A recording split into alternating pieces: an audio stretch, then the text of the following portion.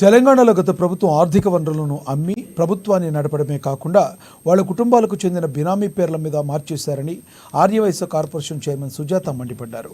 కూకట్పల్లి నియోజకవర్గంలోని KPHB colony temple bus stop వద్ద Congress party senior నేత సేరి సతీష్ రెడ్డి ఆధ్వర్యంలో ప్రజాపాలన విజయోత్సవ వేడుకలు నిర్వహించారు. ఈ కార్యక్రమానికి ముఖ్య అతిథులుగా మేడ్చల్ మల్కాజ్గిరి జిల్లా అధ్యక్షుడు హర్షవర్ధన్ రెడ్డి, ఆర్యవైశ్య చైర్మన్ సుజాత హాజరై సంవత్సర కాలంలో రాష్ట్ర ప్రభుత్వం అమలు చేసిన పథకాలతో పాటు చేసిన అభివృద్ధికి సంబంధించి బ్రోచర్లను విడుదల చేశారు. తెలంగాణ రాష్ట్రంలో కాంగ్రెస్ ప్రభుత్వాన్ని చూస్తుంటే ప్రతిపక్షానికి గుండెల్లో వణుకు పుడుతుందని, అందుకే తప్పుడు ప్రచారాలు చేస్తున్నారని విమర్శించారు. రానున్న రోజుల్లో మరింత అభివృద్ధి చేసేందుకు ముఖ్యమంత్రి రేవంత్ రెడ్డి చిత్తశుద్ధితో పనిచేస్తున్నారన్నారు.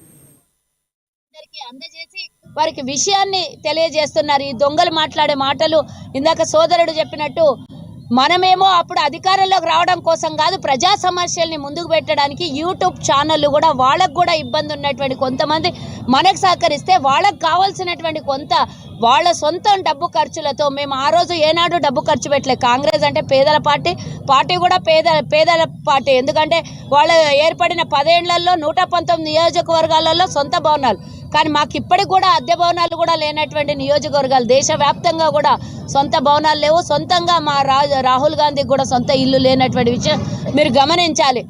కాంగ్రెస్ పార్టీ అంటే అదొక పార్టీ కాదు, కాంగ్రెస్ పార్టీ అంటే ఒక వ్యక్తి కాదు. కాంగ్రెస్ పార్టీ అంటేనే ప్రజలే కాంగ్రెస్ పార్టీ. కాంగ్రెస్ పార్టీ అంటేనే ప్రజలు, కాబట్టి ప్రజల కోసమే పుట్టింది కాంగ్రెస్ పార్టీ.